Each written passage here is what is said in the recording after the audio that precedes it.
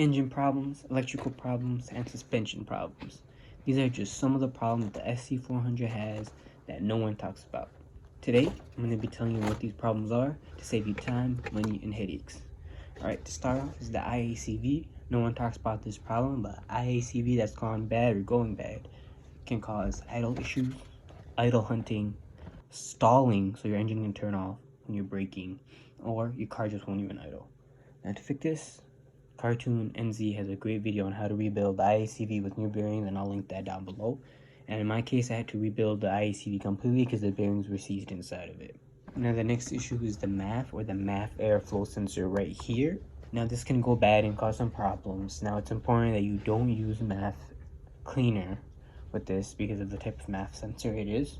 And your best bet is to go ahead and diagnose the MAF to make sure it's bad, and there's some ways you can diagnose it and replace it with the same exact model. There are some nuances changing it, but for the most part, the different years MAF sensors are not the same.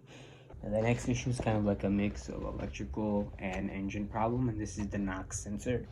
The NOx sensor can go bad, it does happen, and it's very hard to get to because it's right where the starters are in the engine valley, in the intake valley, that area, right underneath the intake manifold.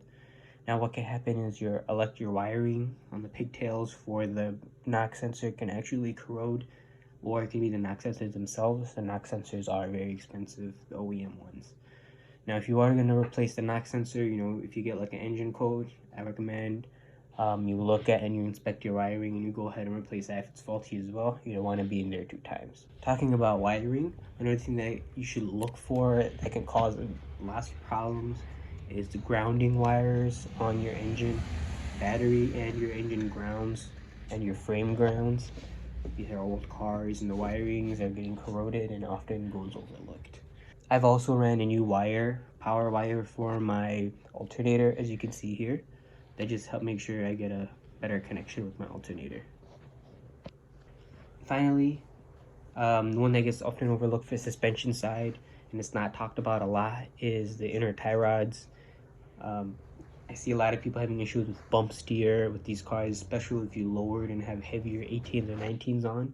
Even if your inner tie rods are slightly bad, even if they don't show that side-to-side wobble, that 9-to-3 wobble when you're checking for bad tie rods. I didn't have any play yet. I was getting the symptoms of bump steer. I went ahead and replaced the inner tie rods, and when I took them out, they had a lot of play on them. I went ahead and replaced it and just fixed my bump steer with my 19s. You can go ahead and buy really cheap inner tie rods off of Rock Auto. It's a really cheap and easy fix, so I'd recommend it if you're ever down there doing maintenance. Alright everyone, now the final issue that this car has is the fuel pump ECU that goes bad. It usually goes back there inside the car. And if your car is not starting, it's not getting fuel, or it's stalling, a quick way you can diagnose this is by opening the diagnosis port in the engine bay and jumping B+ and FP with like a wire and seeing if your fuel pump comes back on. Alright everyone, I hope this video is helpful to you, and if you have any questions, feel free to ask them in the comments, and stay tuned for the next video.